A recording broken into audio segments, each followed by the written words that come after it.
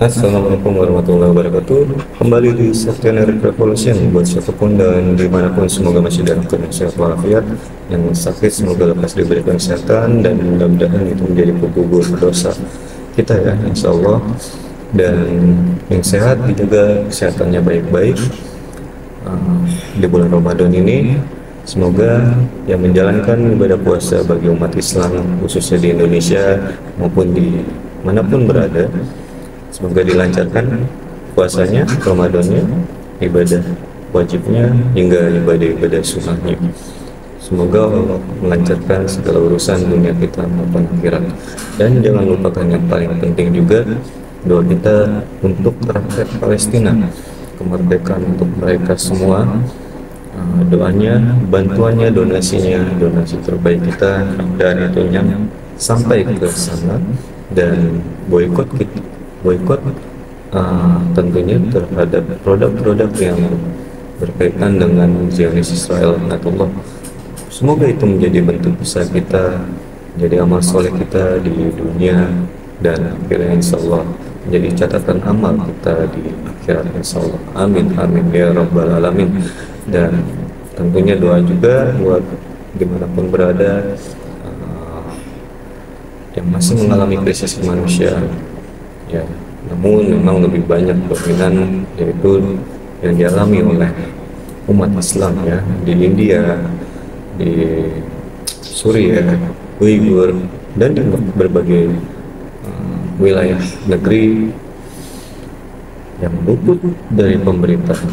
Mudah-mudahan mereka semua Allah jaga ya, Allah beri kedamaian segera ini ya, insyaallah amin. Oke, kali ini masih berkaitan dengan pemilu 2024 yang soal angket yang memang masih tanda tanya nih, bergulir atau tidak ya.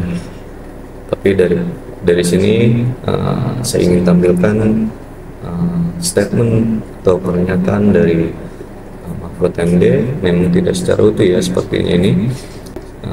Ini dari Twitter, dari @Abdul Rahim KS ya, Daeng Rahim ya, dengan caption, jangan sampai video ini berhenti di kamu ya sahabat, share sebanyak-banyaknya di sosial mediamu supaya masyarakat luas juga perlu tahu. Oke, bagaimana videonya ya? Nah, ini di sini diambil dari TikTok ya. Pemilu belum selesai, hak angket masih bergulir. Mahfud MD satu suara dengan JK yang sebut pemilu 2024 terburuk dalam sejarah. Jumat 8 Maret 2024. Oke. Jangan bilang pemilu udah selesai. Jadwalnya sudah ada 26 Juni. Sudah ada jadwalnya. Itu yang masih dikoordinasikan. Kalau dari timnya Amin kan sudah mengatakan siap. Dengan atau tanpa PDIP, mereka kan akan angket juga. PDIP sudah pasti iya, kan tinggal digabung aja kalau gitu. Nah, PDIP semoga benar-benar ikut bergabung dan jangan ragu-ragu ya terkait usulan dari rakyat Indonesia yang ada berbagai tuntutan yang termasuk mengusulkan Jokowi ya. Yang infonya kan terakhir itu Pak Arya Bima kalau tidak salah itu atau Bima Arya kalau tidak salah itu dari PDIP itu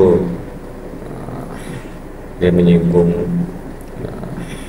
tidak berkaitan dengan memakzulkan Jokowi atau pemakzulan Jokowi. Tapi entahlah bagaimana kedepannya ya, lanjut. Ya tidak sendiri-sendiri. Tadi daftar tersebut baru dari PDI Perjuangan saja Pak?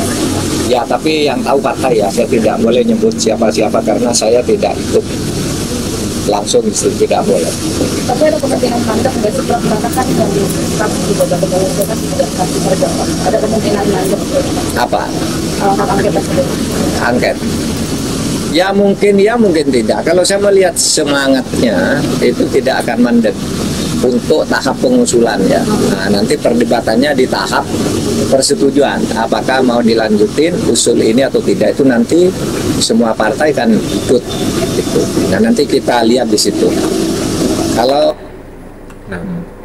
itu tergantung partai. Bagaimana elit-elit partai atau anggota-anggota partai dalam hak angket ini ya, terus lanjut atau masuk angin.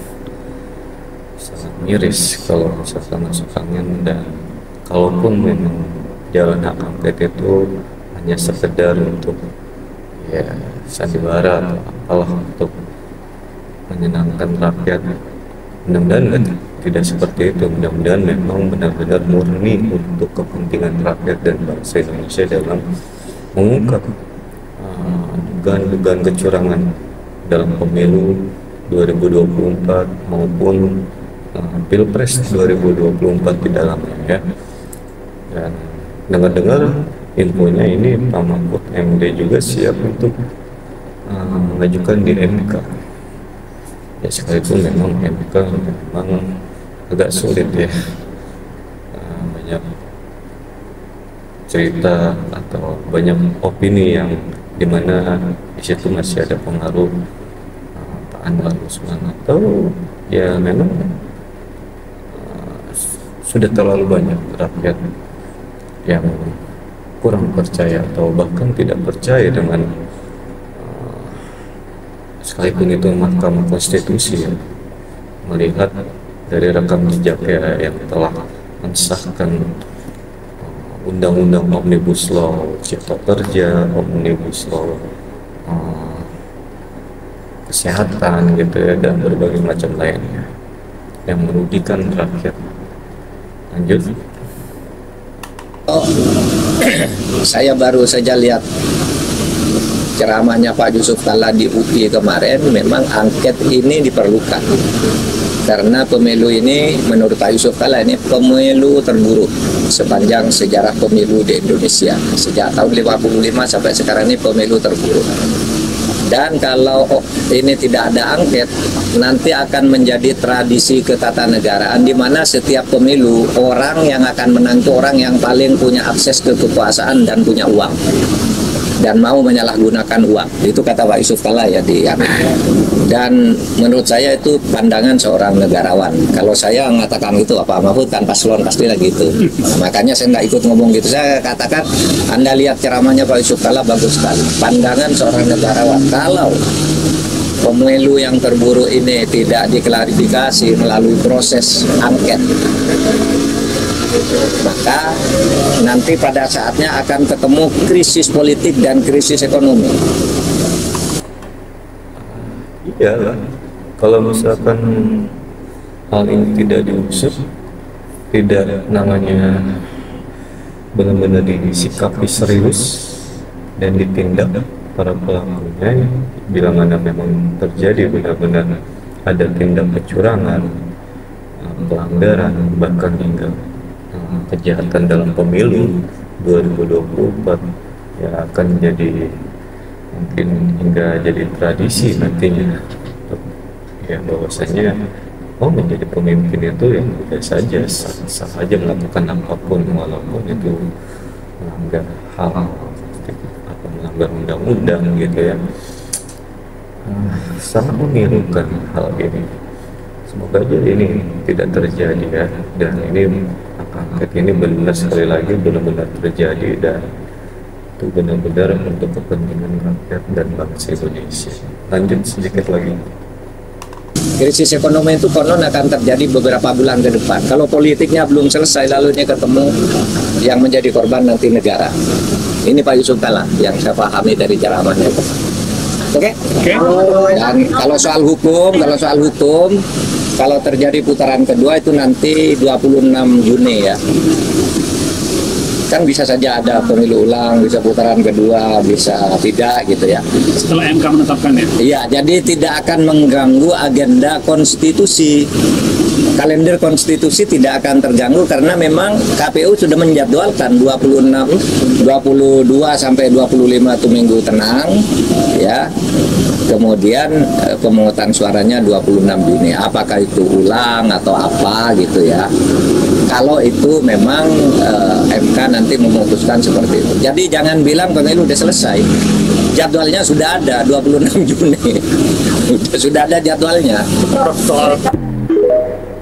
Ya, seperti itu ya videonya, 3 menit 18 detik ya.